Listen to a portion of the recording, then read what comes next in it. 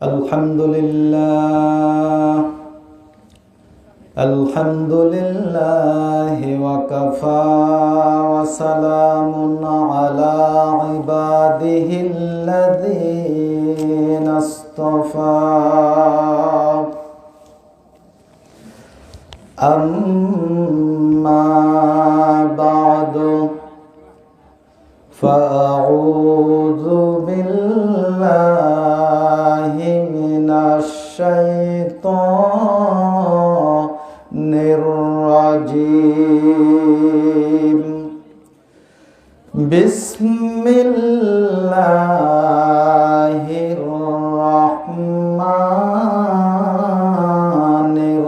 রাহিম وإلى ثمود أخاهم صالحا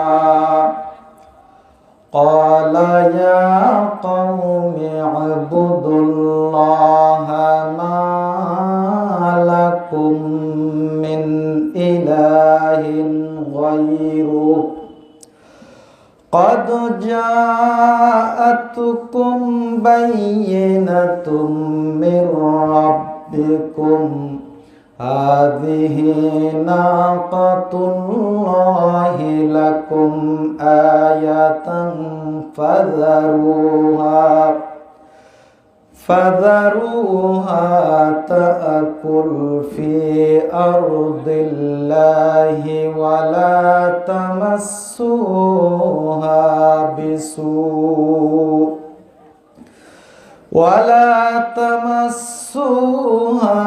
بسوء فيأخذكم عذاب أليم قال رسول الله صلى الله عليه وسلم كل أمتي يدخلون الجنة إلا من أبى قيل ومن أبى يا رسول الله قال من أطاعني دخل الجنة ومن عصاني فقد أبى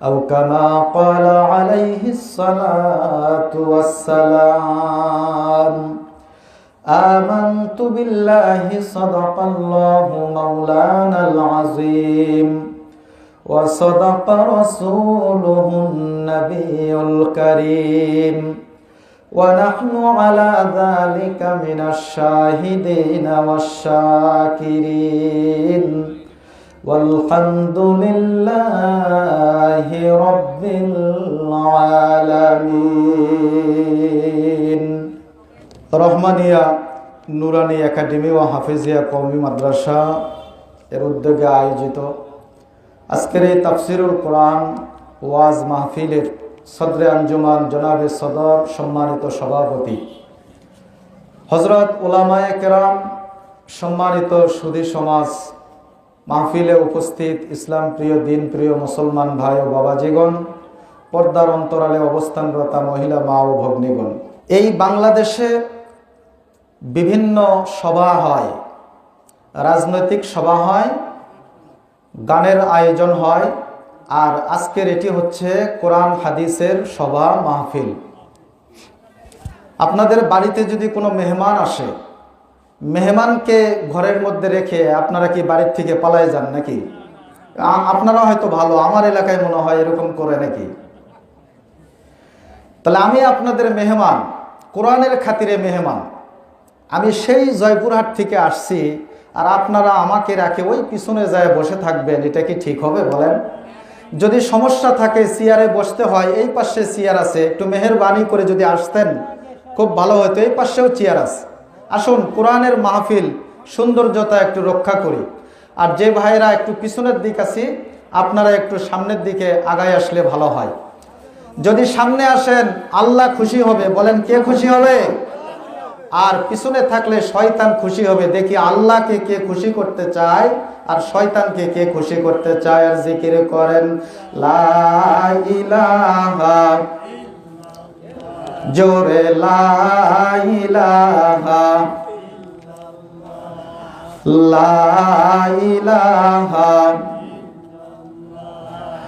আসিয়া খেলে প্রেমের খেলা ফেরাউন দিল কত জ্বালা জীবন দিল শহীদ হইল জীবন দিল শহীদ হইল ইমানের কালিমা সারল না লা ইলাহা জোরে লা ইলাহা জোরে বলুন লা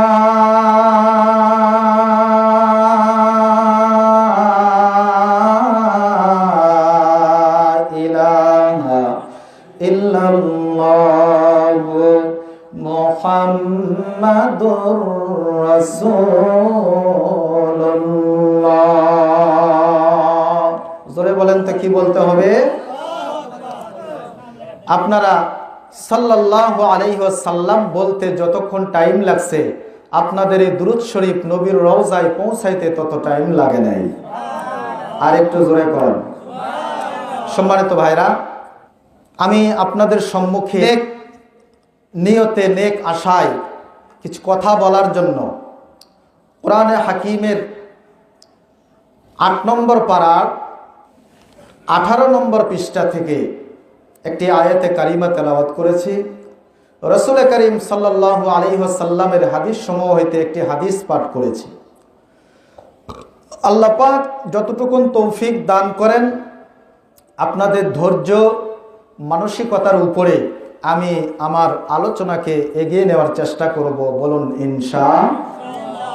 আল্লাহ যেন আমাকে সহি কথাগুলি বলার, আপনাদেরকে ধৈর্যের সাথে মনোযোগের সাথে শ্রবণ করার তৌফিক দান করেন। সবাই বলেন আমিন। সম্মানিত ভাইরা,